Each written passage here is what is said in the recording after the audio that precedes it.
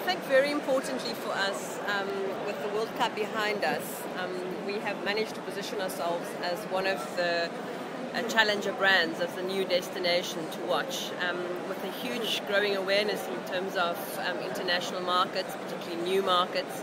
It's now time for us to act and not to rest on the laurels and the successes that we've achieved over the last few months. So our work is cut out for us, and it's a very big challenge because already the attention of the world is shifting to Brazil. And if I can just touch on responsible tourism for a second, very competitive arena. And with Cape Town being the original home of responsible tourism, we really have to make sure we keep the momentum going. So a lot of work within this arena for us. We hope to be able to host the next big international World Responsible Tourism Conference, bring it back to Cape Town.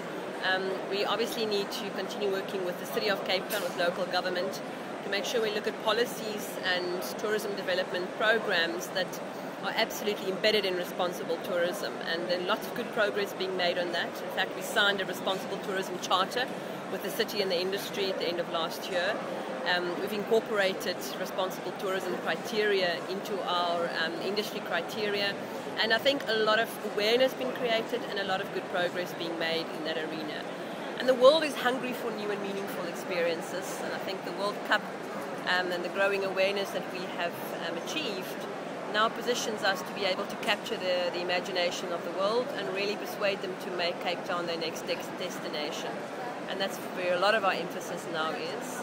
And I think continuing to offer value, unique experiences, and in a world where the competition is tougher than ever, it is perhaps easier said than done. Well, in fact, you've proved that you can do it, haven't you? You've proved that you can host a lot of people, and you can do it without any major problems. And now what you've got to do is to capitalise on that opportunity. Absolutely, absolutely. Capitalising on the opportunity with real value for money deals. Our focus is now shifting from kind of creating awareness to conversion.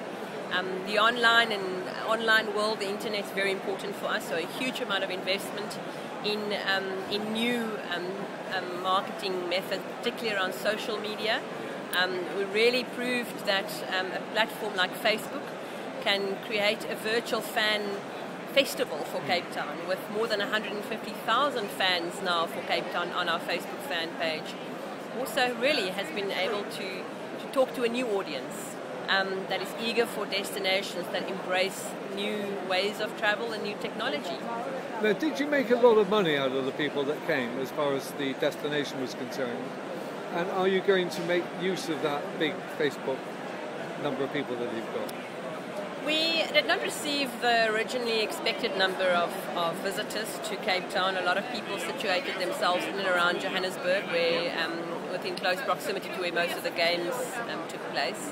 However, we did achieve a very good and a healthy number of visitors to Cape Town, and the overwhelming response positive, with more than 88% of the visitors to the World Cup hold said that they will return to Cape Town within the near future.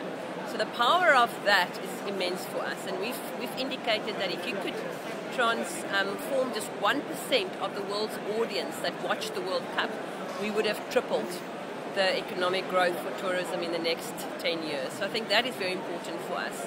So maybe in terms of the immediate benefits of the World Cup, not that significant, but in terms of the long-term benefit, very significant. But I know from your point of view that economic growth is a really important benefit of tourism. I mean, is that something that you think you made one step in the right direction with the World Cup? We have made a step forward, absolutely. I mean, our goal and our vision is to, by 2020, double the economic impact of tourism to Cape Town. And the World Cup, successful hosting of the World Cup in winter in Cape Town has definitely enabled us to achieve that vision, or a step closer to achieving that vision. Seasonality remains one of our biggest challenges, so we've got to address tourism in winter and make sure that we become a year-round destination. And the hosting of great events, conferences, meetings, essential in that strategy. So what's your vision for the next 5 years, Mariette, after you've got a very important personal and professional couple of years out of the way? Yeah, very, very important now for us to really cement our position as one of the world's top 10 greatest cities to visit, live, work, study and invest. So thank you very much.